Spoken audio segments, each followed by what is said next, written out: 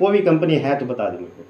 हाँ कोई ऐसा कोई हो जिसने अपना फॉर्मुलेशन अपना कोई मार्का नहीं लिया और ना लिया तो वो 36 लिखी भी दे, लेकिन अगर बात करूँ वो अपनी बात क्लियर नहीं कर पाएगा। तो इसमें 25 प्रकार के है सर। हमारे हम एक जगह कॉल करने गए किसी डॉक्टर आयुर्वेदिक के पास है तो वेद जी के पास, तो हमने जैसे फॉर्मुलेशन के बात करी ना, कह जी और तो मैंने बहुत देखा कि कंटकारी नहीं मिलती मेरे को, मगर हमारे में कंटकारी 400 mg है। इतना बात कहते बंदे ने शुरुआत कर दी।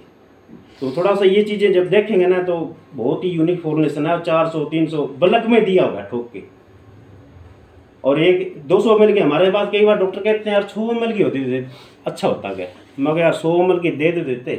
पर कोई ये बताओ जिस घर में एक बार खांसी की शुरुआत हो जाती है ना, और एक अगर से घर में सारा चक्कर लगा के जाती है, होता कि नहीं होता सही बताए? होता ही है। और होता है तो फिर कम से कम 200 ml की टेको भाई, मैं तो यही कहता हूँ।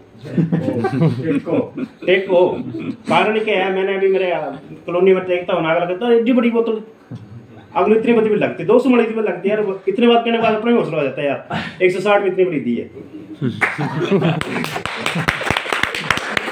तो बात ये भी 200 ml का एक फॉर्मुलेशन घर में गया हो ना, तो जब बंदा दोबारा आता है कह सकते हैं भाई 200 ml का दे रखा है ना, पहले वही ले लेना। सूखी हो गिल्ली हो कोई प्रकार की खांसी हो, छोटा हो बड़ा हो, यहाँ कोई डोज का फर्क जरूर पड़ेगा, लेकिन ये नहीं है एंटीबायोटिक की तरह यार इसको 50 mg से ज़्यादा नहीं दे सकते, टुकड़ा करके देना पड़ेगा। या तो एक डोज कम करके देना है, ज़्यादा देना है, दिन में 2 बार ले लिया, 3 बार ले लिया, 4 बार ले लिया। क्यों? ये आयुर्वेदिक के ना खुद का दिमाग होता है, एलोपैथिक में तो खुद का दिमाग नहीं होता। इसमें तो आयुर्वेदिक खुद का दिमाग है, जहाँ जुट पड़ेगा वहाँ काम कर जाएगी, बैठी रहेगी चुपचाप। तो क्या खा के आज अच्छी लग रही बात।